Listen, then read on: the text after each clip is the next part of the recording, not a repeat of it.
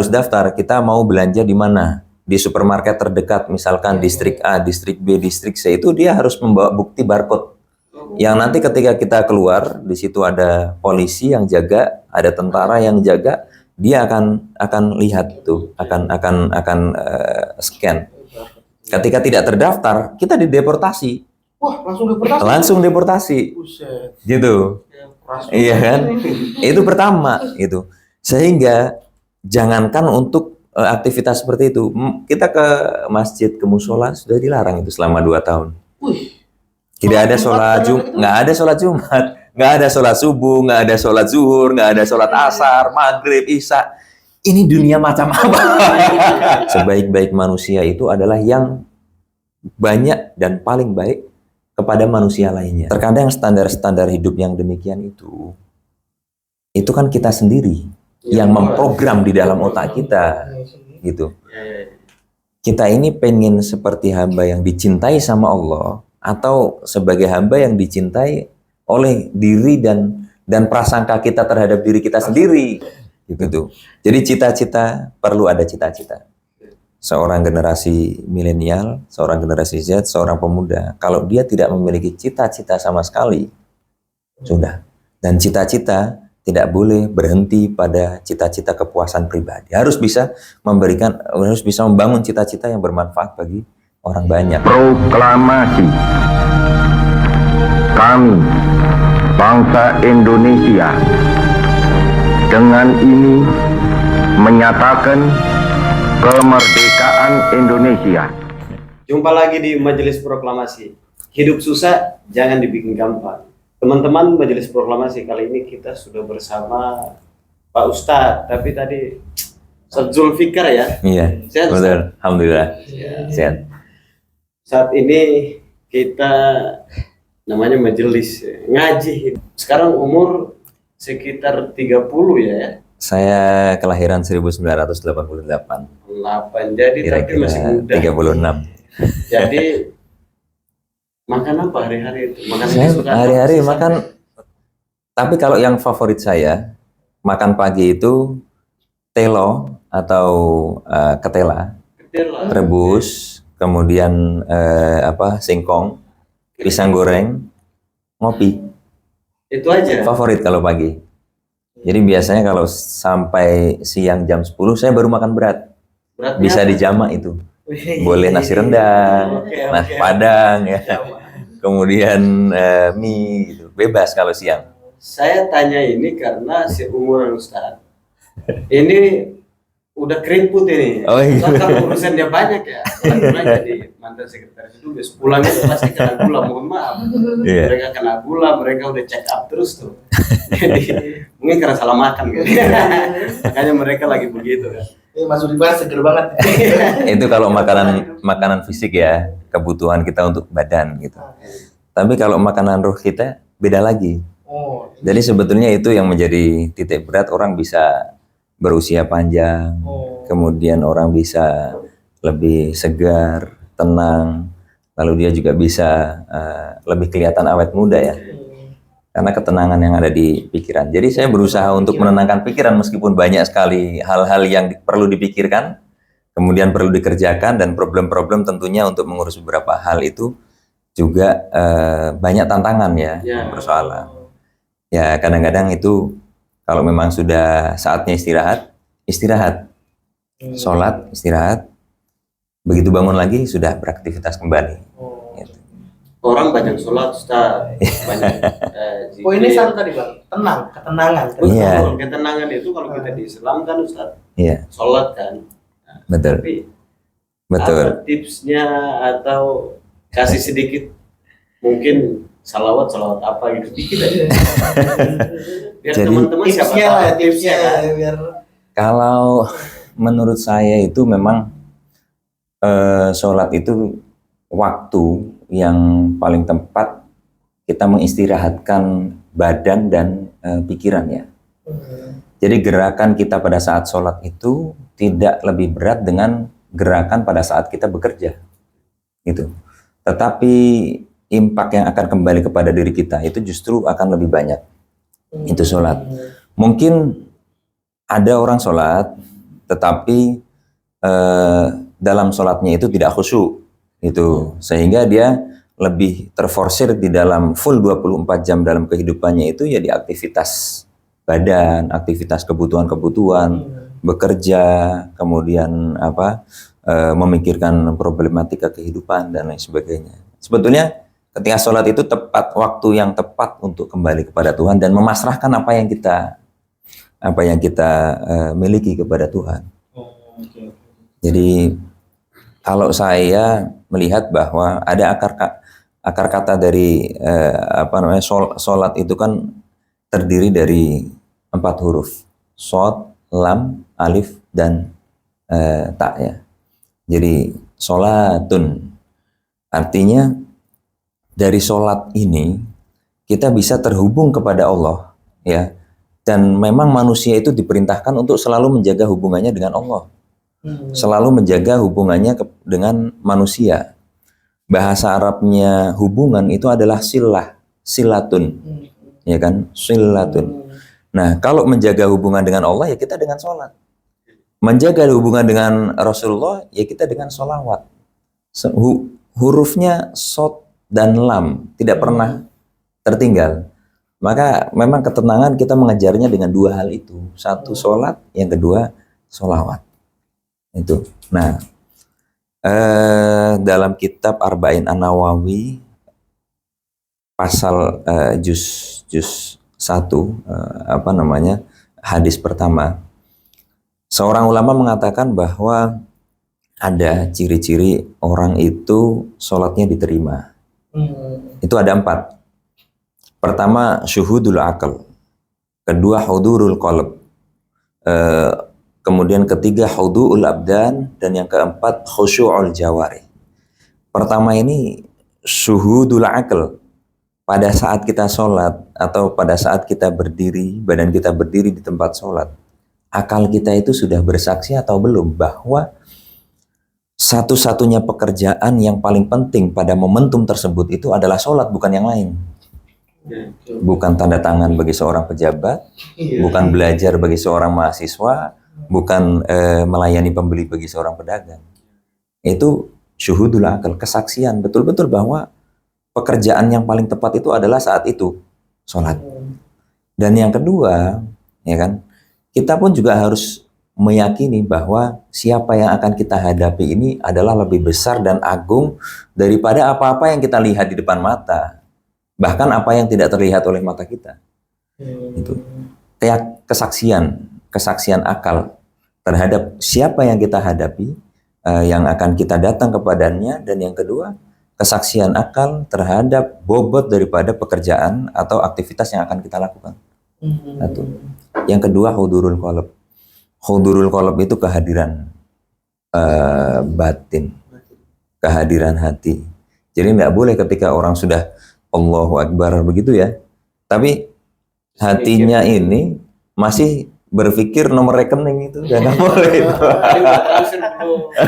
Udah transfer belum, itu lupakan saja gitu, ya kan. Jadi Allahu Akbar, kemudian masih berpikir bagaimana itu kunci motor saya masih nyangkut atau udah saya bawa, itu sudah lupakan semua itu, pasrah itu. Dan yang ketiga khudu'ul abdan. Jadi dari ujung rambut kita, badan kita dalam bergerak itu sesuai dengan syariat yang telah ditentukan oleh Allah Subhanahu wa Ta'ala melalui sunnah-sunnah Rasulnya.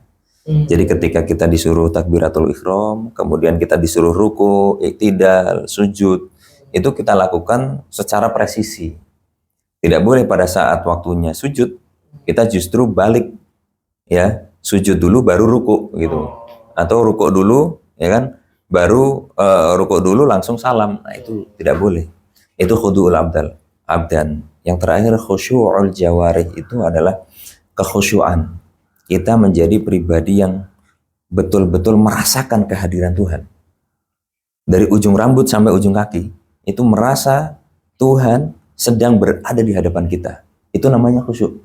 Jadi ketika kita sudah menghadap pada seseorang yang kita cintai, ya, menghadap dengan seseorang yang kita harapkan, seseorang yang bisa membantu kita, apa kita perlu seseorang manusia-manusia yang lainnya? ya. Enggak. Nah, ini bertemu dengan Tuhan. Sehingga ya, orang-orang yang takut dengan Tuhan, sadar dengan kehadiran adanya Tuhan, itu adalah ulama. Innama yakhsyallah min ibadihil ulama. Jadi orang-orang yang takut pada Allah itu, ya, hamba-hambanya Allah yang takut pada hamba-hamba yang takut pada Allah itu adalah hamba-hamba ulama yang mengetahui apa-apa yang mereka pelajari di dalam hidup mereka. Sehingga kita sadar kehidupan kita ini rezeki dari Allah, cobaan juga dari Allah kehendaknya. Kemudian pertemanan, kita bertemu dengan seseorang juga bertemu. Itu semuanya karena Allah. Jadi lepas aja. Itu baru 5 menit udah daging semua sih ini udah. Namanya juga teman-teman itu tipsnya ya. Iya. Ya, semoga memang kalau saya selalu bilang begini Ustaz, kita ini kan sudah dikasih aturan nih Iya. bahwa jam segini harus begini, jam segini kita nggak jalani. Iya. Waktunya sholatnya gimana? Tapi kita udah tahu nih. Iya. Jadi Saya hadisnya kira-kira saya hadis Betul. atau ayatnya saya Betul nggak memang. hafal, tetapi jadi Iya. kira-kira pesannya begini. Kata Allah, ketika engkau dekat denganku, aku lebih dekat denganmu. Betul. Itu jelas tuh. Jadi yang sekarang stigma sholat itu yang penting menggugurkan kewajiban, Bang. Nah. Jadi kan repotnya kan kayak gitu tuh. Betul. Jadi yang prinsip 4 yang dibilang Mas ini, ya kita orang yang banyak nih. Iya. Saya juga banyaknya begitu. Dari Mas Zulfikar juga kalau misalkan bahwa ada cara untuk gimana cara kita bisa tips untuk Iya. bisa sholat itu dengan khusyuk kan. Iya. Itu baru saya dapat pakai daging baru 5 menit 10 menit udah daging semua nih. Belum tahu ke depannya lagi nih. Waktu lu di pesantren berarti lu belajarnya Iya, kelas apa? Ya, Tahun berapa?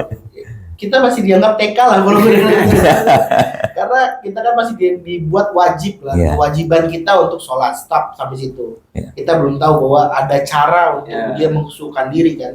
Kata Mas Iya. Zulfikar tadi, Pak Kiai Zulfikar. Pak Ustaz. Masa aja. Iya, Oke, kita kembali. lanjut nih Bang. Kalau Iya. Ada catatan ya. Catatan ini coba lu kepoin dulu Ki. Iya, Soal jadi catatan kita ini. apa ke bukan step cerita selanjutnya ini kan Mas Zulfikar ternyata udah melalang buana juga di luar, selain berpendidikan di dalam Indonesia juga berlalang buana juga berpendidikan di luar dan bekerja di luar juga nih Mas ya. Dulu tuh kita tahu bahwa Mas Zulfikar ini juga lulusan dari Universitas Al Azhar Mesir ternyata. Ya, tahun Betul. berapa? Saya 2014. 14 terus. lulus 2014 dan setelah itu bekerja juga di menjadi sekretaris duta besar Indonesia untuk Kuwait. Nah ini kan salah satu citra pemuda saat ini nih ada loh kayak Mas Zulfikar yang bisa menjadi representasi Indonesia di luar juga kan gitu. Banyak yang lebih hebat daripada saya ini. Baru sekuku kecilnya aja ini. Tapi ini sebenarnya seru Mas karena kita dari kaum milenial, Gen Z dan lain sebagainya Iya. banyak yang memimpikan cita-cita seperti Mas kan. Iya. Tapi yang kerennya di sini selain itu semua ya, Mas Zulfikar secara sukarela balik ke Indonesia lagi, pulang ke kampungnya lagi, mengabdikan dirinya untuk membangun pesantren ya Mas ya. Iya. Ya, alhamdulillah. Kegiatan dakwah. Ya, di 2 tempat sekarang Mas ya. Iya. Di Kalimantan Timur, Kalimantan Tengah. Kalimantan Tengah, sama juga di Batang di Batang. daerah Jawa Tengah. Iya. Ini kan salah satu orang mau mengabdikan balik dirinya lagi. Yang kata Abang bilang tadi kan barusan, banyak orang yang udah dapat jabatan seperti itu yang mempertahankan mempertahankan jabatan itu. Tapi Mas Zulfikar bisa kita jadi ambil contoh nih di sini. Gimana representasi diaspora Indonesia yang mau balik ke Indonesia. Gimana sih Mas ceritanya tuh bisa dari Al Azhar kuliah bekerja di sana dan balik lagi nih ke Indonesia bisa mengabdikan lagi dirinya nih di 2 tempat itu kan. Jadi ketika saya itu di pesantren dulu, setiap kali saya masuk di gerbang pesantren saya di Jawa Timur, yaitu Pondok Modern Darussalam Gontor, itu selalu ada tulisan ke Gontor, apa yang kamu cari? Ya. Nah, itu menjadi pertanyaan yang selalu berputar di dalam kepala saya, baik pada saat saya santri sampai sekarang ini. Gitu. Jadi sebetulnya saya di pesantren apa yang saya cari? Kemudian ketika saya di luar apa yang saya cari? Lalu saya di Mesir pada saat belajar kuliah di situ apa yang saya cari? Ketika di Kuwait bertugas di Kedutaan Besar Republik Indonesia di sana, pertanyaan itu juga muncul, apa yang kamu cari? Jadi ketika kita mencarinya adalah sebuah materi yang ketika itu menjadikan diri kita terikat kepada materi tersebut, nampaknya ini tidak akan terjawab pertanyaan ini. Jadi saya menemukan jawaban itu pada saat saya sholat waktu itu ya, malam-malam diberikan tugas. Jadi kalau di pesantren itu, di Gontor itu, kita dikasih tugas dalam kurun waktu berapa hari atau berapa minggu sekali itu ada namanya Hari Sulail, jaga malam. Itu bagian dari pendidikan para santri untuk bertanggung jawab terhadap teman-temannya yang saat itu tidurnya untuk menjaga gitu. Waktu tersebut saya manfaatkan untuk sholat saja. Ternyata saya tidak pernah menemukan sebuah kenikmatan kecuali pada saat momentum saya menggelar sajadah lalu sholat. Yang itu akhirnya saya implementasikan hingga sekarang ini. Jadi mau tidak mau, ketika kita sudah sholat, wajib hukumnya hati itu tenang. Gitu. Jadi jangan sampai ketika kita sholat justru malah tidak tenang, malah pikiran kemana-mana, malah kita merasa capek gitu. Jadi memang dalam hadis Rasulullah SAW pun demikian. Perintah utama kita dalam hidup itu sholat.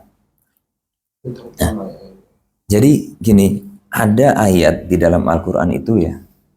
Ada ayat di dalam Al-Quran, sedikit saya saya spill.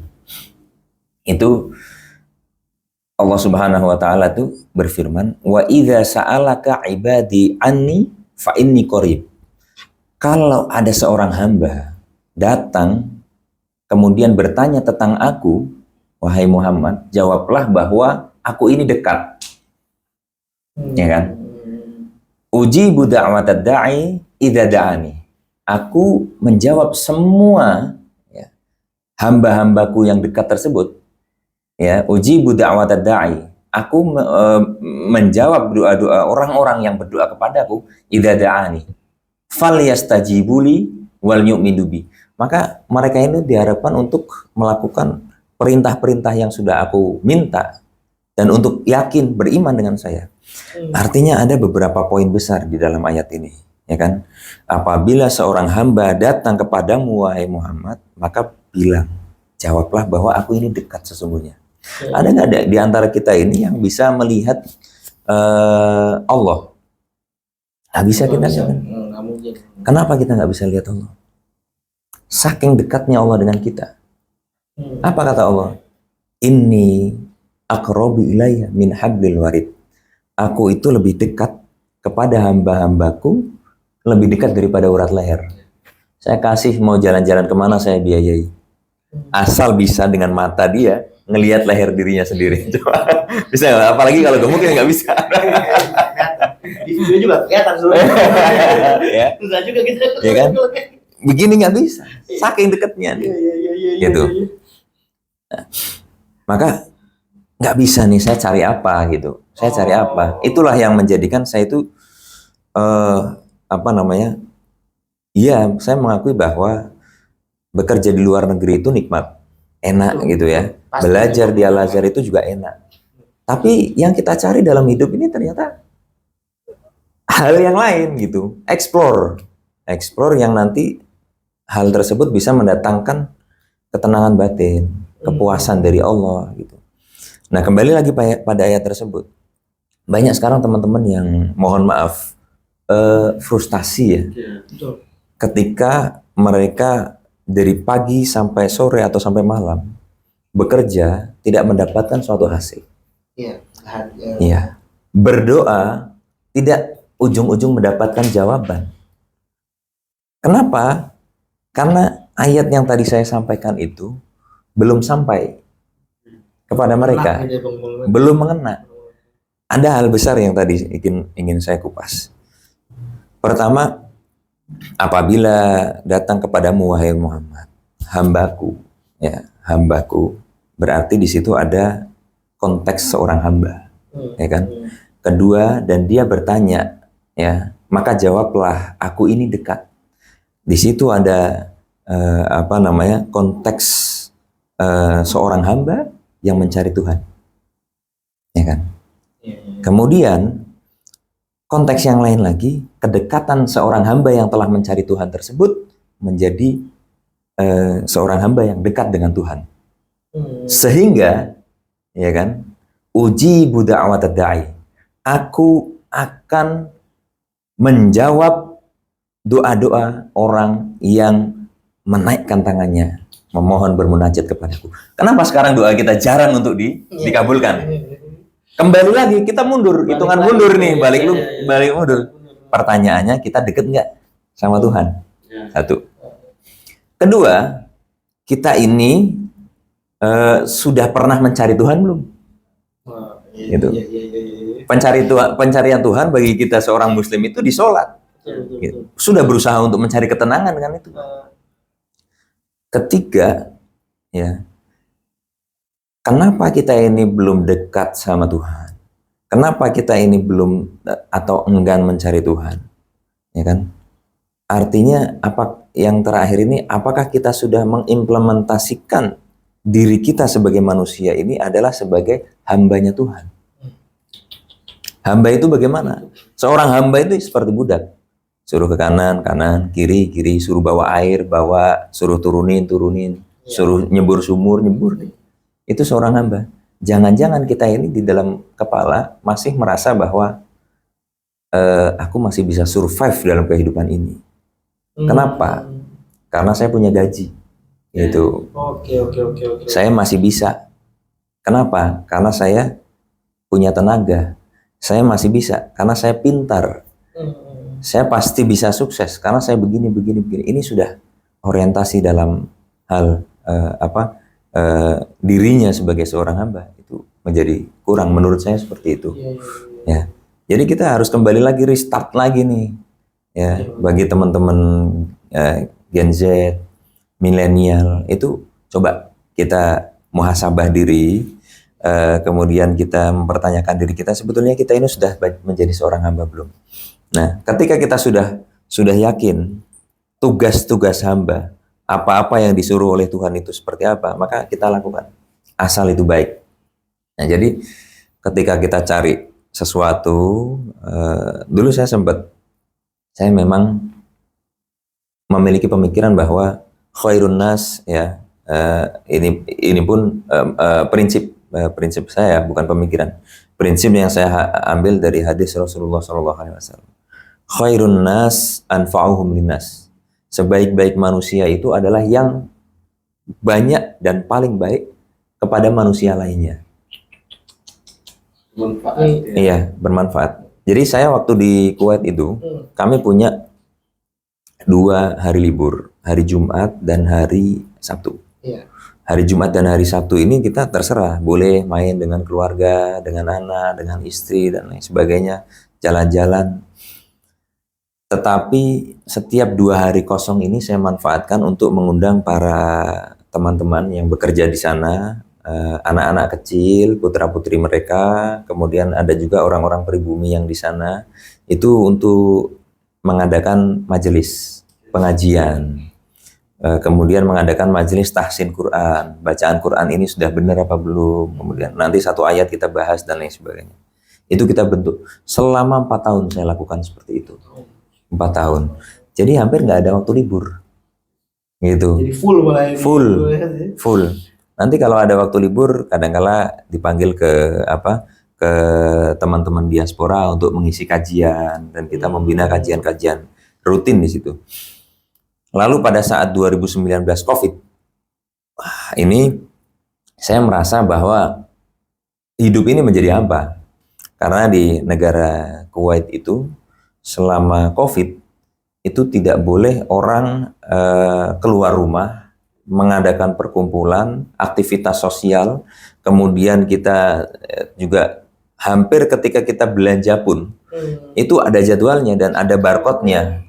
Iya. Jadi dikasih jadwal per hari gitu, Bos. Iya, kita harus daftar. Kita mau belanja di mana? Di supermarket terdekat, misalkan distrik A, distrik B, distrik C, itu dia harus membawa bukti barcode. Yang nanti ketika kita keluar, di situ ada polisi yang jaga, ada tentara yang jaga, dia akan lihat tuh, akan scan. Ketika tidak terdaftar, kita dideportasi. Wah, langsung deportasi. Langsung deportasi. Buset. Gitu. Keras Iya banget. kan? Itu pertama gitu. Sehingga jangankan untuk aktivitas seperti itu, kita ke masjid, ke musola sudah dilarang itu selama 2 tahun. Wih. Tidak ada sholat Jumat, nggak ada sholat Jumat, nggak ada sholat subuh, nggak ada sholat zuhur, nggak ada sholat asar, maghrib, isya. Ini dunia macam apa? Iya, iya. Padahal di negara mayoritas Muslim kan itu di Kuwait tuh, Timur Tengah. Tapi anehnya di Abu Dhabi, di Dubai, Uni Emirat Arab dan Bahrain itu kan masih longgar, bahkan pariwisata terbuka di situ. Itu. Jadi rada aneh ya. Iya. Sebuah kebijakan ini saya akhirnya menarik ke belakang ini. Dulu ada wacana normalisasi hubungan dengan Israel kan. Iya, betul. Ya, seperti itu. Terus sementara Saudi, Kuwait dan negara Qatar ini dia tidak mengambil kesepakatan untuk normalisasi. Jadi kalau Uni Emirat Arab ada normalisasi tuh. Iya. Akhirnya Oh, makanya ada keterbukaan, Ya, ketegangan itu. ya nggak tahu juga. Nggak tahu juga, tapi yang jelas ini sangat ketat sekali di situ. Jadi di Kuwait ini sangat ketat, utamanya pada saat diwajibkan vaksin COVID. Itu akhirnya sudahlah, kami sama keluarga pulang diskusi kita apa yang akan kita lakukan di Indonesia gitu. Paling tidak langkah pertama yang kita lakukan di Indonesia adalah mengabdi kepada masyarakat. Itu. Jadi Tujuannya langsung situ, Mas. iya, dan orang tua saya mensupport. Apabila tujuannya kamu demikian, tidak usah lagi banyak berpikir. Intan surullah yansurkum. Kalau kamu menolong agama Allah, ya kan? Menolong Allah, menolong umat-umatnya Allah, Allah pasti menolong kamu. Udah, merem aja, nggak usah, tidak usah terlalu jauh berpikir.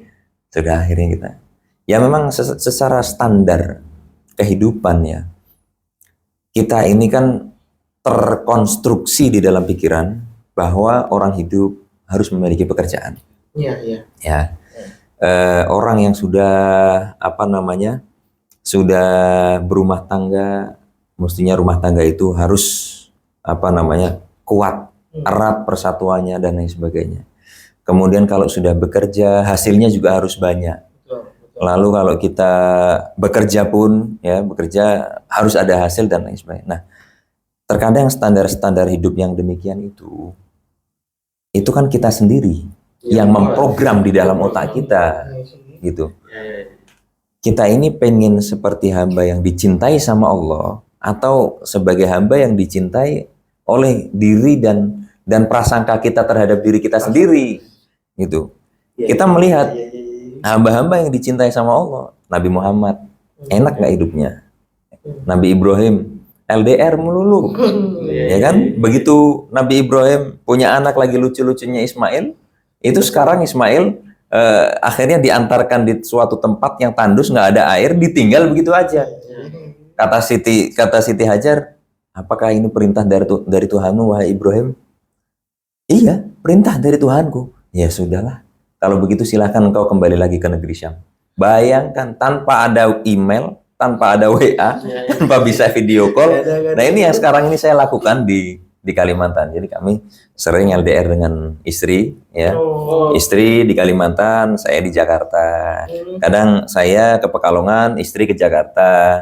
Kadang saya ke Jakarta, istri begini terus muter itu. Tapi saya percaya bahwa ya inilah nampaknya standar-standar yang kita ini yang menurut kita ini bagus ya, standar hidup romantis lah, suami istri harus bareng lah, rumah harus beginilah, mobil harus sekian lah, dan lain sebagainya ini standar itu justru kayaknya nggak dimiliki oleh para nabi dan para rasul ya. Gitu. Jadi cita-cita, perlu ada cita-cita. Seorang generasi milenial, seorang generasi Z, seorang pemuda, kalau dia tidak memiliki cita-cita sama sekali, sudah. Dan cita-cita tidak boleh berhenti pada cita-cita kepuasan pribadi. Harus bisa membangun cita-cita yang bermanfaat bagi orang banyak. Tidak perlu berpikir setelah saya memberi akan dapat apa. Nggak perlu. Karena kita sholat itu, Mas. Jadi pada saat tahiyat itu at-tahiyatul mubarakatus sholawatut thayyibatulillah. Assalamu alaika, keselamatan bagimu wahai Rasul. Assalamu alaika, ya. Assalamu alaika ayyuhan nabiyyu wa rahmatullahi wabarakatuh. Assalamu alaina wa ala ibadillahi sholihin. Jadi ada 3, 1 kepada Allah penghormatan, kepada Rasul doa keselamatan, kepada saudara-saudara kita. Kita nggak pernah kenal, Mas. Iya. Baru ketemu sekarang baru ya. Hari ini, baru hari ini. Tapi saya yakin bahwa, Mas setiap hari mendoakan saya. Iya, karena Mas setiap hari mendoakan saya. Kapan? Di tahiyat itu. Assalamu alaina, keselamatan bagi kami ya Allah, wa ala ibadillahi sholihin, dan juga keselamatan bagi hamba-hambamu yang soleh. Asal kita soleh aja, Mas. Baik, sholat dilakukan, zakat ditunaikan, ya. Kemudian mengajar, sedekah, terus tidak berprasangka buruk kepada Allah dan yang lainnya, itu kita sudah soleh. Kita didoakan manusia-manusia di seluruh dunia. Bayangkan tuh. Dan putus-putus itu. Ngeri deh. Terus ngapain kita harus takut tuh?